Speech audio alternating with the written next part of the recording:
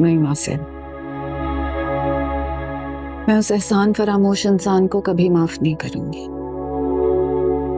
उसकी वजह से तुमने जो तकलीफें सही हैं वो मैं कभी नहीं भुला सकती।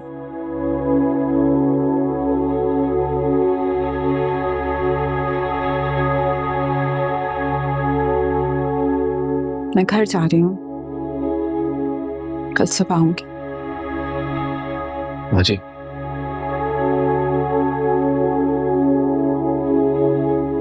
मैं जानता हूँ आप मुझसे कितनी मोहब्बत करती हैं। और हर इंसान के दिल में अपनी मोहब्बत की भी एक जगह होती है, बिल्कुल बच्चे की तरह, मासूम भोली वाली।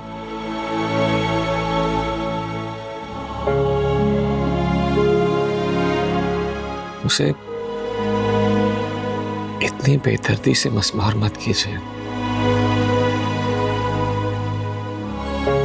हो सके तो मान भाई को माफ कर दे, मुझे आपसे कोई शिकवा नहीं होगा। से तुम ऐसी बातें करके मुझे मजीद इम्तिहान में डाल रहे हो। मैं आपको इम्तिहान से निकालना चाहता हूं। मैं सिर्फ ये चाहता हूं कि आप सुकून से सोचें, फिर फैसला करें।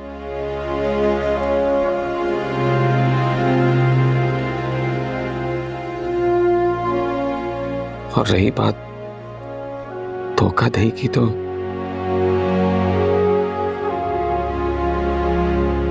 वो मौका भी मैंने खुद ही फराहम किया था। अगर मैंने वो फोन ना किया होता तो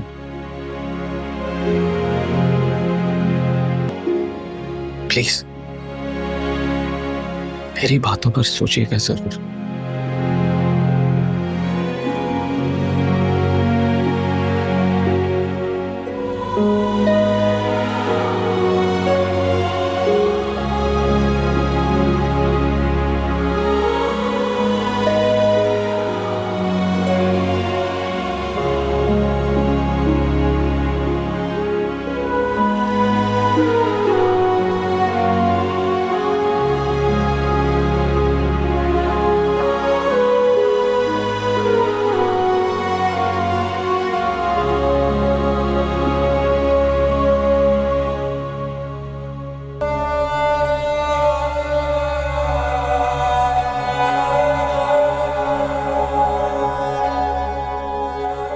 हाँ,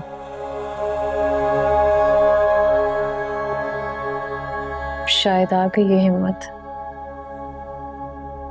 तो फिर तुम उससे अपना कारोबार वापस क्यों नहीं ले लेती? नहीं, वो तो मैं वापस नहीं ले सकती।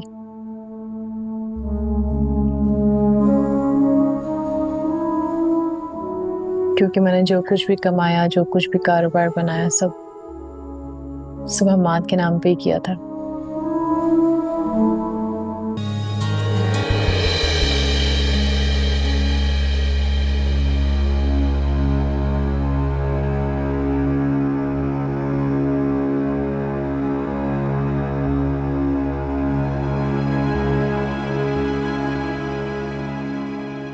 वासिल,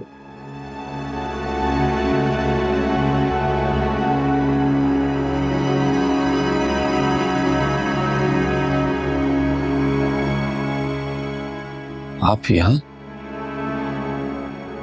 हाँ, बहुत मुश्किलों से तुम्हारा सामना करने की हिम्मत जमा की है। देखो, मैं जानता हूं मैंने जो कुछ किया उसके बाद तुम्हें मेरा चेहरा देखना भी गवारा नहीं होगा,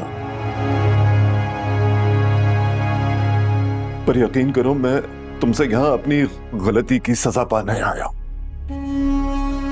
मैं अपने जमीर के बोझ तले नहीं जी सकता।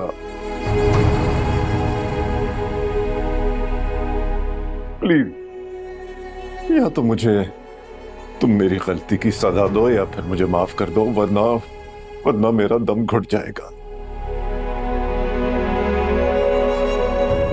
इतनी अजीब बात है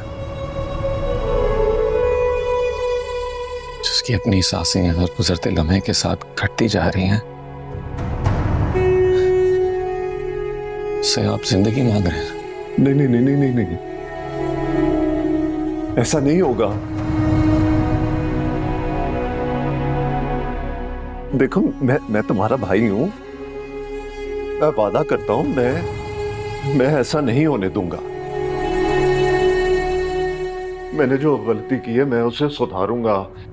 एक मौका देकर देखो प्लीज प्लीज, माँ से प्लीज मुझे माफ कर दो। क्या कर रहे हैं आप ऐसा मत करेंगी, ये सब अब मुझे जेब नहीं देता। आप मत करें ऐसा, प्लीज मत करेंगे। क्या हो रहा है ये सब? क्यों आए हो तुम यहाँ? तुम्हारी हिम्मत कैसे हुई है यहाँ आने की? मैं वासे से माफी मांगने आया हूं।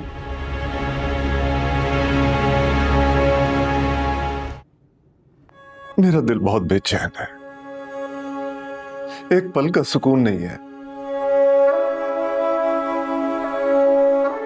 प्लीज प्लीज प्लीज मुझे माफ कर दो, मैं तुम लोगों के बगैर नहीं रह सकता। सीधी सीधी बात क्यों नहीं करते? तुम अपने हालात से मजबूर होकर आए। ठीक कह रही हूं ना मैं?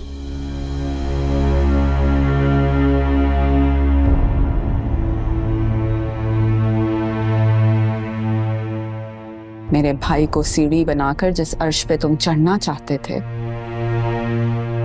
उसके छिन जाने से तुम बेचैन हो गए ना? ऐसी बात नहीं है, तुम यकीन करो मैं सचमुच में अपने किए पर शर्मिंदा हूं।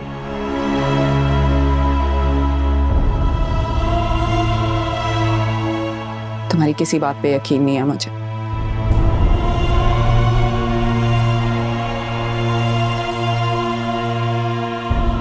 और अब हमारी जिंदगी में तुम्हारे लिए कोई जगह नहीं।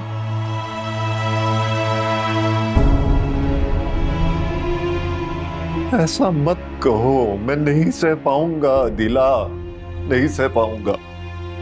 तुम अभी भी यहाँ अपनी जरूरत से आए हो, हमारी फिक्र में नहीं।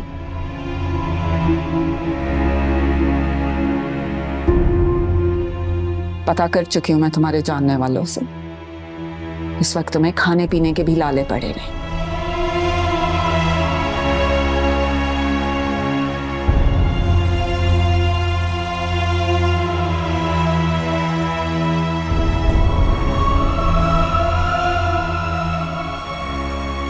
ये रखो और दोबारा हमें कभी अपनी शक्ल भी मत दिखा। अदिला बस बस, कुछ और कहने की जरूरत नहीं है। ये पैसे लो और चले जाओ यहां से।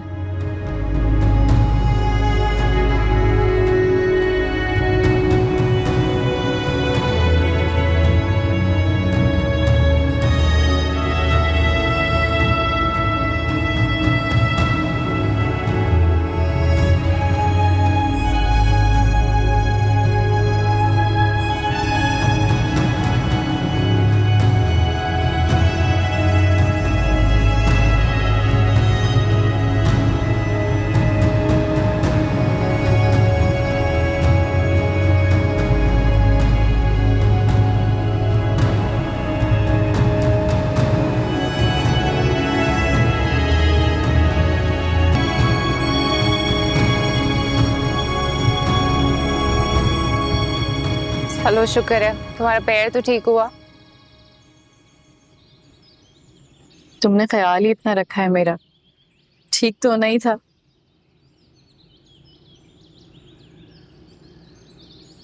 दिव्या तुम्हारा पूरा नाम क्या है? मतलब तुम्हारे हस्बैंड का नाम क्या है? उनका नाम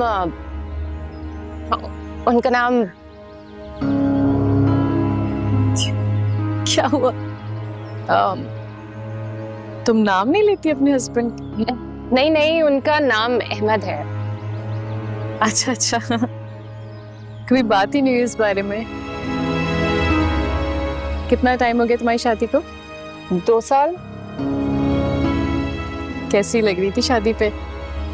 कोई तस्वीर नहीं तुम्हारी तुम्हारे हस्बैंड की?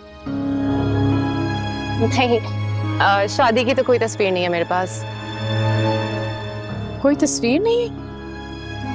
एक्चुअली वो उनको ज्यादा पसंद नहीं है ना पिक्चर्स लेना।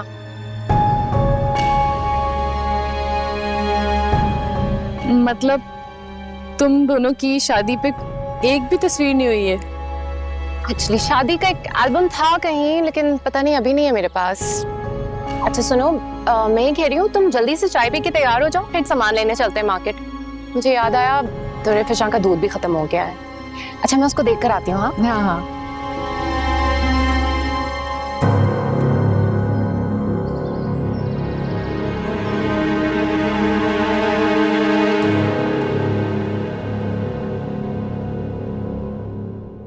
सही कहते हैं ना बड़े बूढ़े, लालच बुरी वाला है। देख आ गई ना तुझे। तू यहाँ मेरे जख्मों पर नमक छिड़कने आया है? समझती क्या अपने आप को? कोई इज्जत नहीं है मेरी कोई? मुझे हैरत है तुझमें। उसके भाई को तू सूली के फंदे तक पहुंचा के आ गया। क्या समझता है कि वो तेरे गले में हार डालेगी? हाँ तो वो कौन सा बेगुनाह है? एक बेकसूर का कत्ल किया उसने। और यार मैं थक गया था यार उन दोनों बहन भाइयों की मुलाजमत करते करते। किस्मत ने मुझे मालिक बनने का मौका दिया, मैं जाया नहीं कर सकता था। यही तेरी सबसे बड़ी भूल है। पूरे के चक्कर में आधा भी तेरे हाथ से गया। अच्छा खासा अदीला बेगम का शौहर था, ठाट से बड़े से बंगले में रहता था, ऑफिस जाता था। क्या यार दर बदर ठोकरे खाता फिर रहा है। मेरा मशवरा मान, उसे भूल जाओ और आगे बढ़। तुझे माफ नहीं करने वाली। बल्कि कल तू मुझे अपनी सीवी दे, मैं तेरे लिए कोई जॉब ढूंढता हूं। इस तरह कब तक दोस्तों की उधार पे जिंदगी गुजारता रहेगा? ठीक है, पैसे देकर आऊं? रुक, जो वहां पे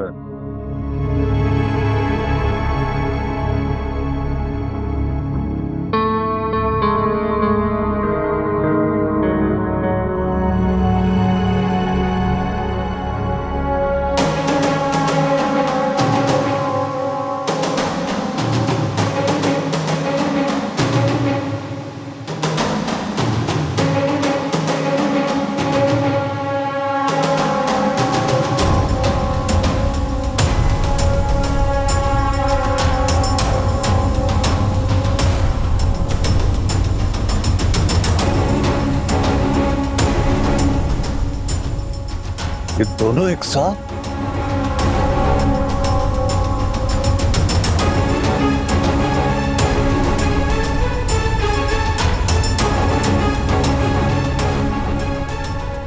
कैसे हो सकता है?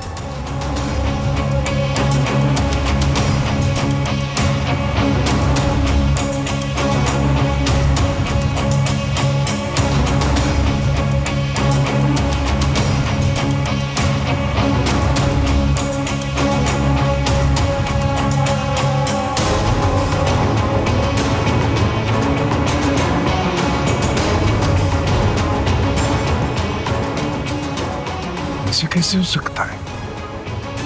ये दोनों एक साथ कैसे हो सकती है?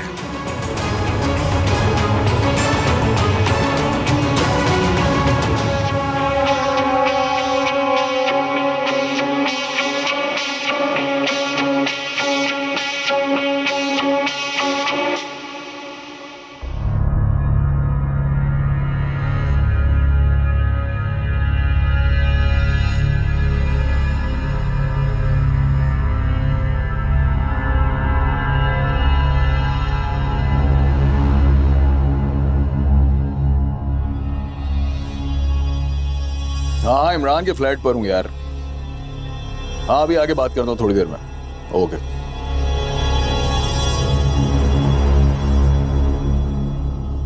हाँ भाई अब बता क्या बात है? जब तू होटल पर खाने का बिल दे रहा था ना, तो मैंने गाड़ी में वासे की बीवी को जाते देखा। हाँ तो फांसी की सजा वासे को हुई है, उसकी बीवी को थोड़ी। अबे यार तू समझ ही नहीं रहा बात को। वो तो समझा ना भाई। दरअसल वासे की बीवी के साथ गाड़ी में वो लड़की भी थी जिसके शौहर को वासे ने मारा है। क्या? हाँ ना, मैं खुद भी हैरान हूं। जी बात कर रही हूँ।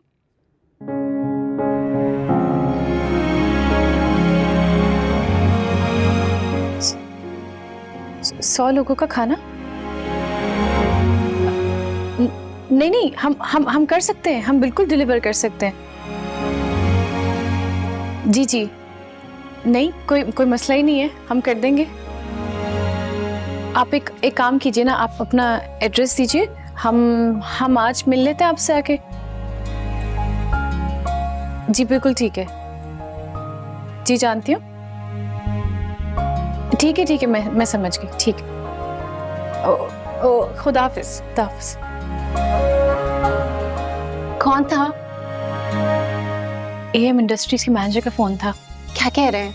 100 लोगों के खाने का ऑर्डर दिया है। What? Really? हाँ, वही मुझे हैरत हो रही है। मतलब मैंने तो किसी से तस्करा भी नहीं किया इस बात का। वैसे बात तो काफी अजीब है, इतना बड़ा ऑर्डर और अचानक। हाँ, एक मिनट, ये फोन तुम्हारे नंबर पे कैसे आया? पता नहीं। पता नहीं? ज्यादा अनजान बनने की एक्टिंग ना करो मुझसे। तुम जानती थी ना इस फोन कॉल के बारे में? सच बताओ। एक्चुअली मैंने अपनी दोस्त से जिक्र किया था, उसी के थ्रू ये ऑर्डर आया। इसलिए तुम बदतमीज। खुशी नहीं हो रही हो तुम्हें? हाँ हो रही है, लेकिन मुझसे छुपाने की कोई जरूरत नहीं थी। अच्छा, मीटिंग के लिए चलते हैं फिर। Thank you. चल।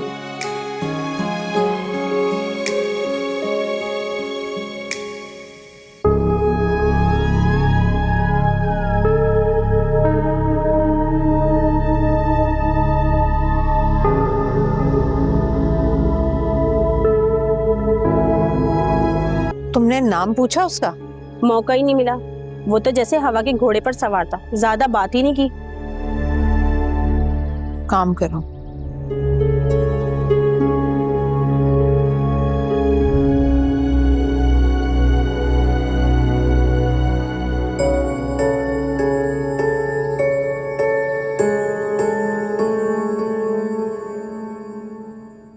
साइन कर दे प्लीज। जी। ये एग्रीमेंट साइन।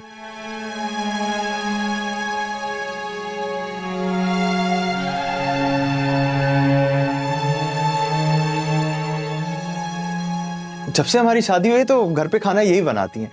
और एक दफा पता है क्या हुआ, अब हमारे घर पे न्याज थी और इन्होंने बनाया हलवा, और वो जब हमने मोहल्ले में बांटा तो इनके टेस्ट की वाह वाह होगी। टेस्ट की वजह से ही हम ये एग्रीमेंट कर रहे हैं सर। जी जी, ये एग्रीमेंट है, आप इसे पढ़ लीजिए।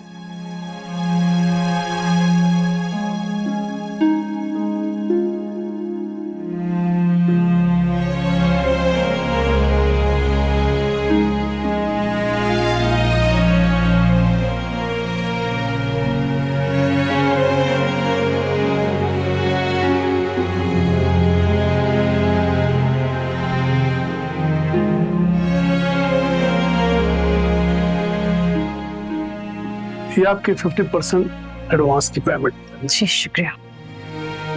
बाकी का रिमेनिंग अमाउंट मंथ के मिड में आपको पे करेंगे। ये एडवांस चेक।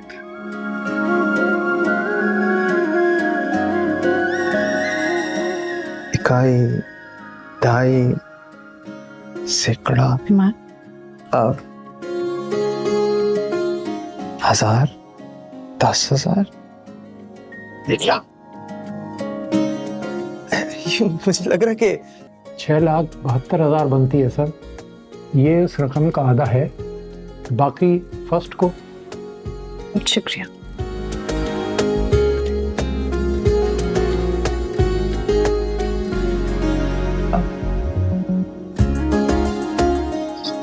ये तो मेरे नाम पे पर है।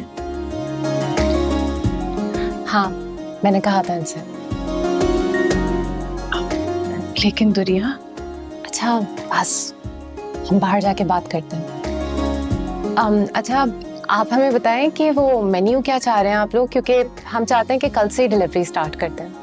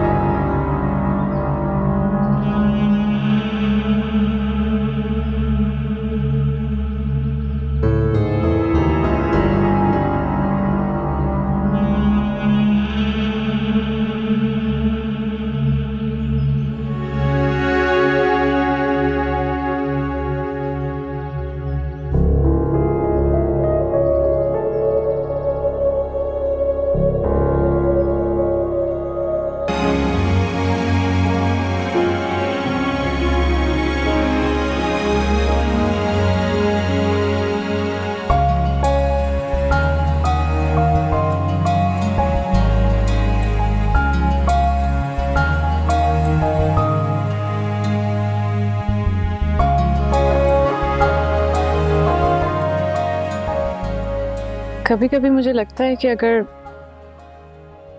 वासे अहमद पैसे ना ऑफर करता तो शायद मैं उसे माफ कर भी देती। हो सकता है कि वो अजाला करना चाहता हो। इसमें बुराई क्या है? दीन में तो इजाजत है इस बात की।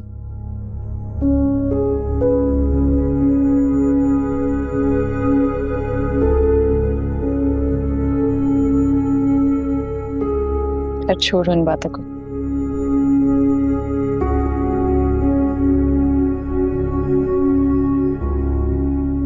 लेकिन एक बात तो है दुरिया, अगर तुम मेरा साथ ना देती ना, मेरा हाथ ना थामती, तो मैं तो शायद कब की टूट चुकी होती।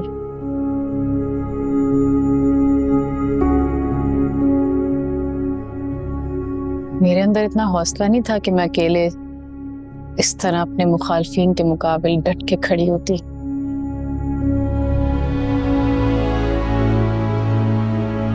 बिल्कुल भी नहीं।